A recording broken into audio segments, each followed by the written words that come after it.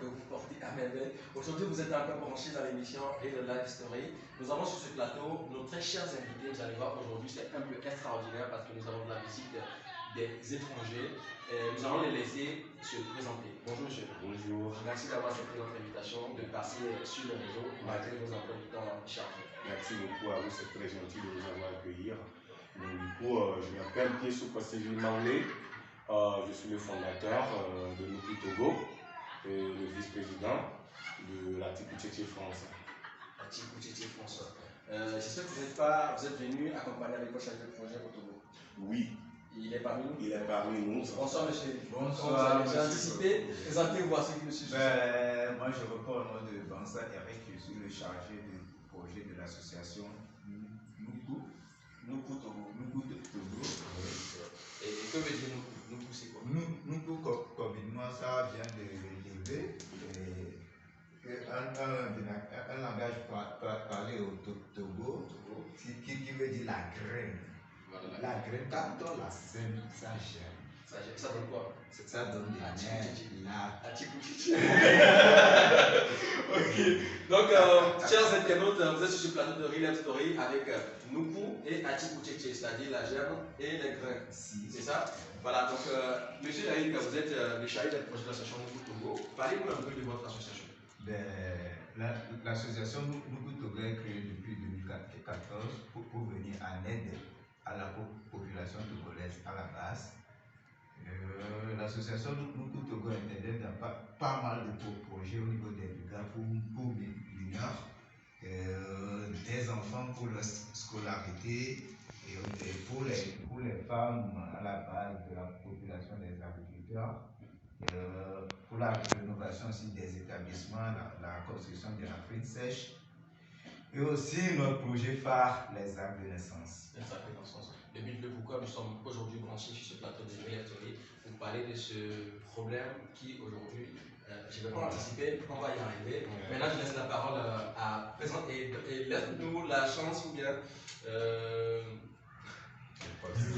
Non, c'est pas grave. Donne-nous la possibilité de présenter une de tes bénévoles, de répondre à une de nos questions. La balade à votre camp. Une personne qui veut répondre à une question. Bonjour. Ok, vous êtes prêts? Présentez-vous. Bonjour, alors nous sommes 5 étudiants en droit, en master 1 en droit international et droit européen à Lille. Et nous effectuons un stage de 1 mois au sein de l'Atchikouchichi. Au sein de l'Atchikouchichi. Et vous êtes bénévole à Nuku Togo, aujourd'hui actuellement au Togo. Et vous venez, si je comprends bien, vous avez déjà répondu à ma question, vous venez de la structure Atchikouchichi. Atchikouchichi, il est basé où précisément? Dans le quartier cité, à Lille. Et Atchikouchichi France? À Tonon là-bas. À Tonon? Ouais, à Tonon. Ok. Voilà aujourd'hui, Eric, je retourne la question au président. Voilà aujourd'hui, vous êtes dans une logique de faire des actes de naissance à des enfants. Pourquoi avoir pris cette initiative?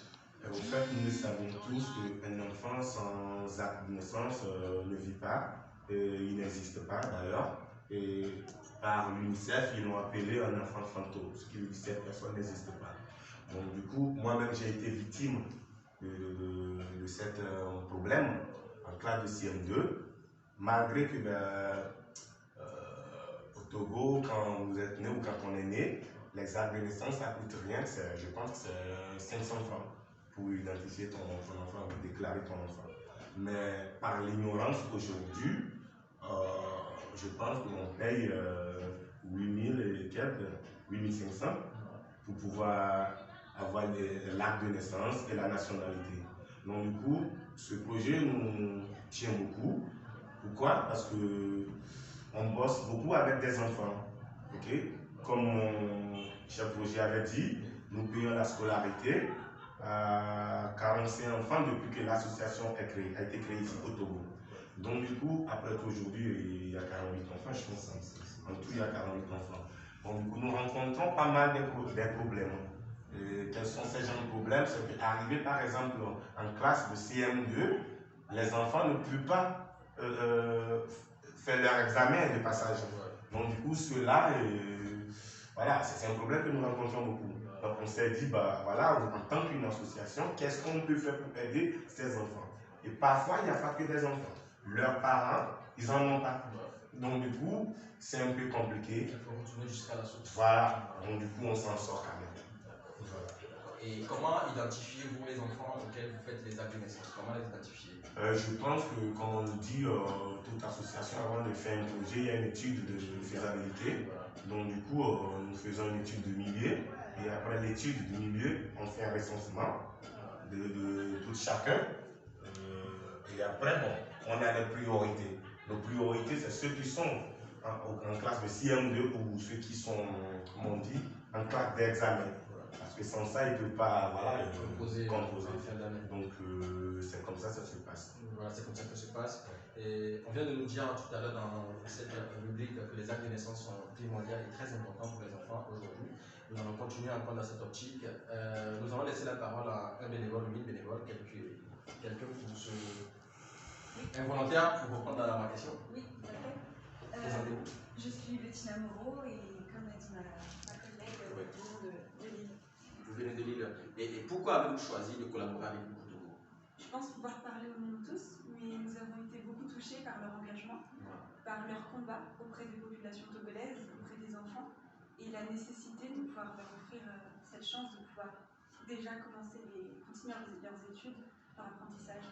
Et c'est pour ça que j'ai choisi de rejoindre cette association. Voilà, merci. On peut faire bas au président et son collaborateur. On va pour Voilà.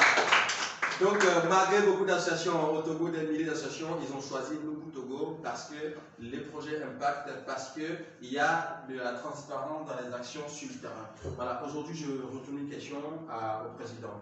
Où est-ce que vous faites aujourd'hui les actes de naissance? En fait, on avait commencé à Kolokopé. Kolokopé, c'est un village qui est à 45 km de Lomé. Donc, du coup, il y a eu pas mal d'enfants aussi à Lomé avec qui on a fait ces actes de naissance. Par exemple, un orphelinat, voilà, on a fait à 30 enfants dans un orphelinat. En dehors de ça, nos recensements qu'on a fait et tout, nous a orienté, et puis l'école de Kolokopé, ou le village de Kolokopé, on a fait à 100 et quelques enfants aussi, la donation à 100 et quelques enfants là-bas. Donc voilà. Alors, les frais de procédure sont supportés par les parents des enfants, par vous ou par les bailleurs? Bah écoute, nous déjà, nous le savions tous qu'au Togo, si par exemple ils ne l'ont pas fait, quand l'enfant est né, ils ne l'ont pas déclaré, bon, ça peut être peut-être dans l'ignorance ou peut-être c'est parce qu'ils n'ont pas d'argent. Donc du coup, les frais par exemple, c'est des bailleurs.